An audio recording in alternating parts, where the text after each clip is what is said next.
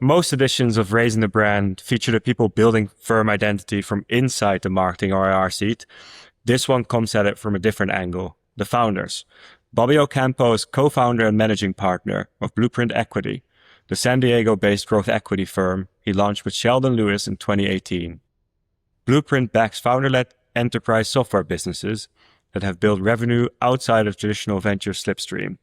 Companies that are often bootstrapped, rarely in anyone's deal flow database, and unlikely to return a cold email from a firm they've never heard of, which makes brand for Blueprint a sourcing engine as much as a fundraising one.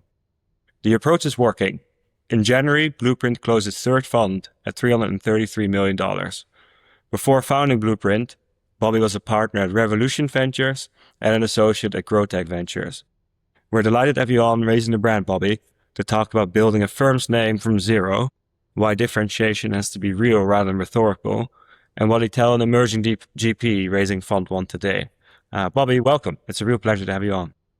No, thank you so much for having me. I'm excited about it. Good stuff. Well, let's dive right in.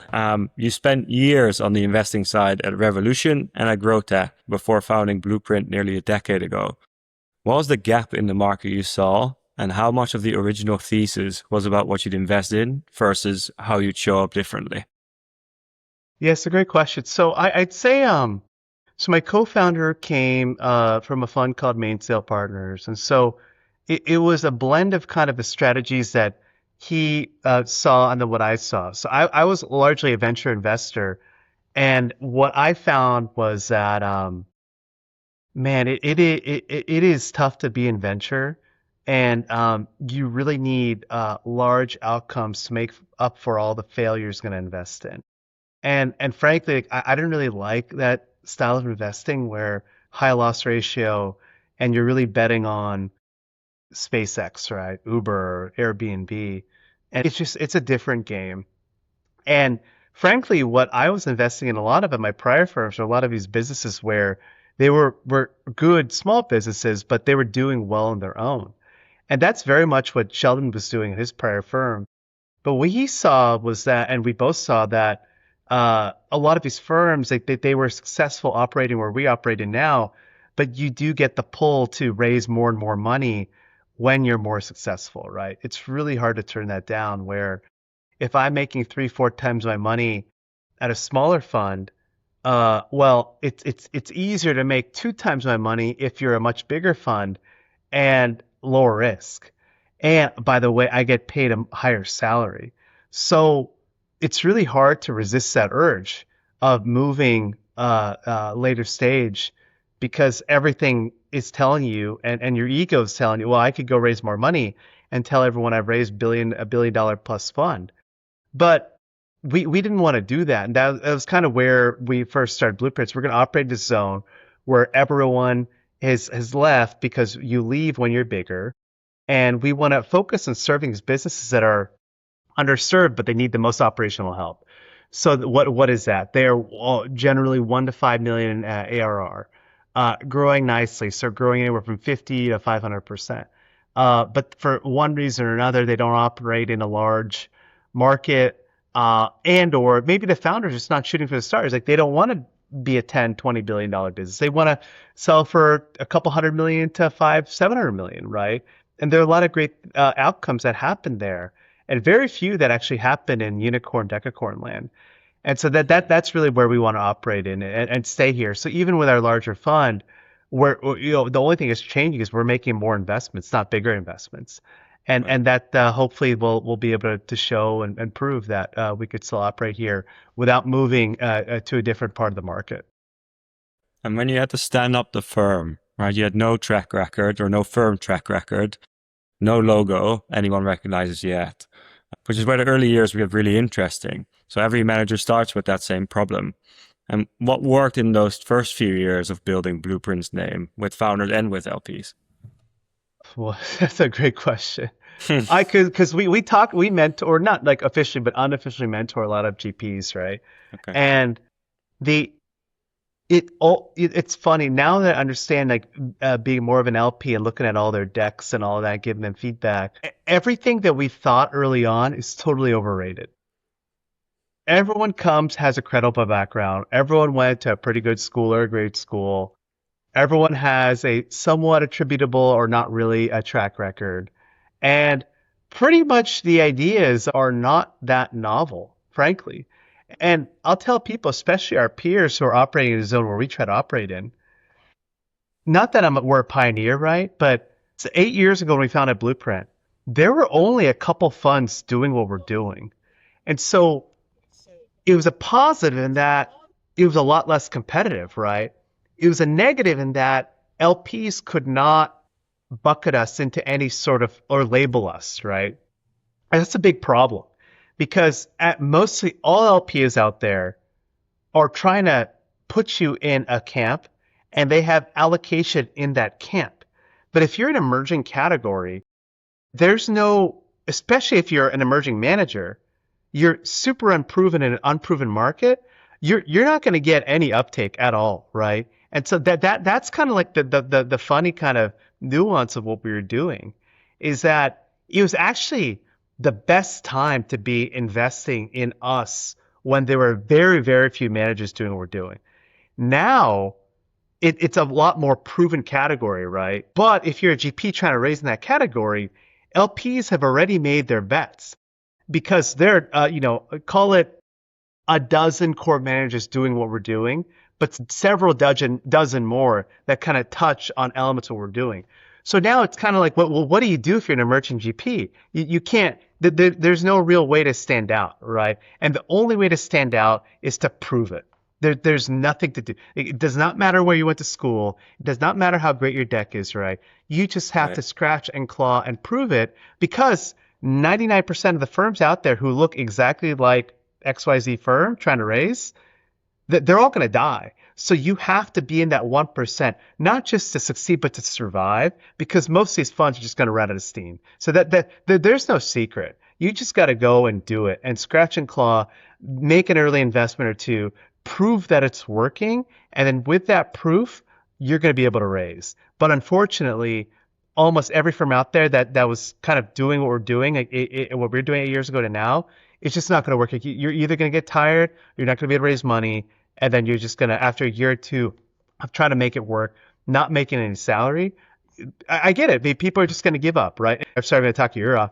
But my co-founder and I were also at a different point in our lives when we were founding Blueprint, right? Like he did not have kids. I did not have kids. We had enough saved where we can go for a few years without making any real salary or any salary at all, like losing money. So if you are a GP who's not ready for that there's no way I would do it because there's no shot. And you've just got to prove it for 2 or 3 years and be okay with like kind of having a tenuous life, right? I don't know if that was all helpful, but I would just say there's really no differentiation, right, in what we do. It's all a matter of who's going to be able to prove and execute it and who's not. Yeah, you have to get the reps in. That's very similar to any entrepreneurship, right? Have to, right? It's like you've seen Rocky 4, right? Where Rocky Balboa is in Russia training in a barn, right? And there's no equipment. That is pretty much what it is, right? Except you don't have a trainer. You're all by yourself. And so it is not for the faint of heart. Like Sheldon and I, if we knew what we know now, we would have changed a lot of things, right? But if we were trying to raise Blueprint now as a fund one, I don't think we would be able to do it. It's not going to happen. There's too much GP supply and lack of distributions. LPs are very, very hesitant to deploying dollars into new GPs. It's just not, it wouldn't have happened. It wouldn't have happened. No way. Yeah. Were there any resources during those first few years that you tapped into? Just out of curiosity? No? I think the only thing, we got some help kind of like talking to peers, right? Our former bosses, but there's nothing. It's not, there's no playbook. There's nothing. It's a lot more, farmed now where I would have loved to talk to 10 or 20 other GPs who are doing what we're doing. Like a lot of like new GPs are doing now. They'll reach out, we'll talk to them, right? That didn't exist. So no, I don't think so. And it makes it tough. There's no book. And so you talked about building the name from nothing, and Blueprint's name comes with a very particular vocabulary attached to it. So the language is very unusually specific, I'd say. Highly addictive, business critical enterprise applications and founders outside the traditional venture slipstream. Where did that come from? And was that very deliberate, that wordsmithing? Yeah, I think because no one knows who we are, right? Mm, And no one will. Like we're not Sequoia. We never will be. And we don't aspire to be, right? And so we could spend all this time trying to be something we're not. And we're like, no, we're gonna lean into exactly who we are. And that yeah, is scrappy, going places where people traditionally don't go, doing the work that most firms or practically all firms don't want to do at a stage at which it is not lucrative for them. And right. that's really what it comes down to, is that we are doing the work at a very tenuous time for the company, where that no one else is going to want to do, and supplying these founders with support that most firms our size can't provide. That is really the only difference, is that we have a large team, so we have over 20 people Mm, cutting $5 to $15 million checks, largely $5 to $10 million checks, right? Helping professionalizing their org chart. That means hiring up and down the stack. That means implanting our entire go-to-market practice when we're investing at a mm, function that's largely zero reinvest. It is surrounding them everything around AI and empowering them to be at the forefront of it. And so you talk about all these things, and this is not novel, but right. it's novel at our stage. So if we're talking to multi-billion-dollar funds, right? They all do what we do, but they're never going to do what we're doing at a stage where the company's only 1 to 5 million in revenue. They're all Mm, waiting for these companies to get to 10, 20, 30 million in revenue. And that's really it, is we identify these companies, we partner with them earlier, and we support them earlier. That is really the only difference between us and other firms. If other firms, bigger firm, multi-billion-dollar firms, came mm, downstream, they would be as good as, or maybe better than how we're doing. But multi-billion-dollar funds, as you know, have the fee stream to support hundreds of people. You yeah. come do what we do, right? You don't really have that. So it really takes sacrifice across our entire team to be able to support this function, because different from every private equity firm, we don't charge for these the value creation, what I call our build team, and Mm, practically every other private equity firm does. And so that's really about a long answer, and I'm not really answering your question other than, yeah, it is purposeful, because we are only a fit for a small subset of founders, right? And then we might not yeah. even be a fit for them. Like even though there are millions of businesses out there, there might only be a few hundred a year that we're Mm. a mutual fit for, and it's our job to get in front. Yeah. And those companies, they're often bootstrapped and they've not yet raised institutional capital, which means, I mean, like you can tell me, are they sitting in many deal flow databases? And if not, like how do you think about the inbound versus outbound deal flow? Gosh, it is 100%, almost 100% outbound. And I would say 10, 20 years ago, you're right that these companies were not sitting in databases, right? That's changed with tools like Grata and SourceScrub and PitchBook, right? What hasn't changed though is the ability to break in, the conversion rate. So now it went from I'm clipping magazine pages off magazines off business journals and yellow pages and doing a lot of trying to find business, trying to find phone numbers and all that. Now all that's been professionalized. Now founders are getting inundated, but who is doing the best job of breaking in? Being relatable, being trustworthy, visiting, going to conferences, doing work ahead of even having any sort of relationship. Where if a founder we see has an open job spec and Yeah. they're looking for a VP sales. Well, we know that, hey, we evaluate our talent team, and we're gonna, hey, here might be 4 or 5 really nice profiles that might be a fit for this company, and then talking through it with the founder, even in our first call. I think that's really the conversion ratio of who's breaking in now that that these business lists have been democratized, that is the next step. And that is still like an art. Like we think we're Mm. good at it, but I'm sure we can be better. And I'm sure we're better than a lot of our peers, but we're always trying to evolve that, right? Because it's not that the blind email, cold phone call, cold email, that was like novel 5, 10, 15 years ago. Yeah. That's totally changed now. Yeah. And you mentioned earlier in the interview, you mentioned your value creation team run sales and marketing playbooks for portfolio companies. You clearly think hard about how a founder makes the choice of where to raise capital from. Does that go to market muscle that you have internally, your value creation team, does that get pointed at Blueprint itself? And if so, what does kind of your playbook look like there? I mean, you mentioned Grata, Source Group, you mentioned Outbound. Very curious. We do try to lead with it early. I think that it is now you have to be careful, right? Because there are certain founders who are very much, hey, I'm good, which is totally fine, right? But it's our belief that most of the companies we talk to and almost all the companies we work with, that there is some missing gap on the org chart, right? And so to your question, we do try to lead with it early. Um, and we do try to engage our team of now I guess 6.5 people in our what we call our build team early in the phone calls to build rapport, but to help identify, hey, here's where you might want to think about or what you're missing, and doing a lot of early work. Yeah, I might not be answering your question other than yes, we do try to lead with it, and we don't try to have it be pure marketing. I mean, it is very important because um, if we're going to be investing in 20 to 25 companies in a fund, the only way it scales across our team is to be able to support the company as good, if not better, than when we had a portfolio of only 2 or 3 companies, right? And so Mm, that starts with everything is it is a highly curated machine. Everything is like we try to make a perfect what do you call it? Like an orchestra of different practitioners and different service modes of service that we can help either on a 1 to 10, it might be, hey, only a phone call. We have to help them in one thing. Or it might be, hey, I'm really struggling here. Our go to market function is completely lacking.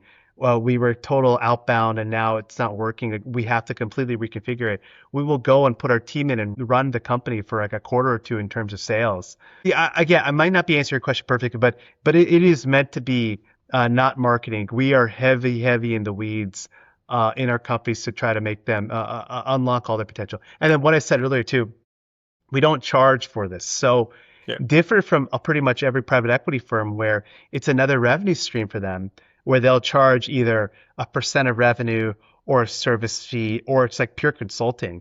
This comes out of our management fee. So we are eating the cost coming from running our firm at Blueprint because we think it's in the best spirit of a partnership, right? Like if you're saying, I'll help you, but I'm going to charge you $100,000 a month, that's not really like in the spirit of things, right? Yeah. Have you learned anything from your own build team when it comes to fundraising? Like if you think about your past few fund? That's a great question. Um, I'm sure I will be. I learn a heck of a lot more because, like, I mean, frankly, the fundraising kind of rests on mine and Sheldon's shoulders, right? Our build team likely knows more about our portfolio companies now than I do because Right. they're in it every minute, right? And the things that they've uncovered and the things they've been able to help with our companies are tactically above and beyond anything I can do. So I'm sure I'm going to be learning about it on the fundraising side too, Mm, because I think that what you're seeing now is that um, it is not so much about picking great companies, right? That part is like what we're supposed to do, but it's like what can we do after we invest, and that is equally as differentiated as being able to source and pick and win. It's what can we do, and that opens up the market to every kind of business. But not that we're going to change our strategy because every business can be better. You know, can we go and use our team to go and make that every business, but not just highly addictive B2B applications in underserved parts of the market that are anti-venture, right? mm, That's still our bread and butter. But we've thought hard about, okay, maybe the companies we could generate great returns from outside of that slipstream. It's always been on our mind. We're nearing the end of the Raising the Brand interview here, but I actually want to double click on that a little bit. If you think about the fundraising as a first time manager, right? You know, in Fund 3, what did you tell, what would you tell an emerging GP fundraising now? Like, were there any obvious mistakes you made in the early journey? Yeah. Now you're, Yeah. yeah, So many. I'll leave you with one. In the early days of Blueprint, we approached fundraising like we do sourcing investments. And what does that mean? We do several tens of thousands of cold outreach and phone calls every year, right? And we approach fundraising the same way. Now, the market's not as big. There are not millions of businesses out there, millions of LPs, but call it several hundreds of LPs, right? And we approached our fundraising by cold outbound. Now, the problem with that is that there's a subset of those LPs we'd outreach to that are actually a fit for us, we're a fit for them. And so we wasted a lot of time talking to several hundreds of LPs when there's really probably under 100 that are a core fit for what we do. So there's, what 80, 90% of our time is wasted talking to investors who are actually like we don't fit for their strategy, right? And then call it from that core 75 to 100, there's probably only a third that are truly in active capital deployment mode at the time we were raising our fund one. So you go from several hundreds to like a small few dozen. And then from a small few dozen, there's probably only 5 to 10% of them who are actually willing to invest in like a first time fund.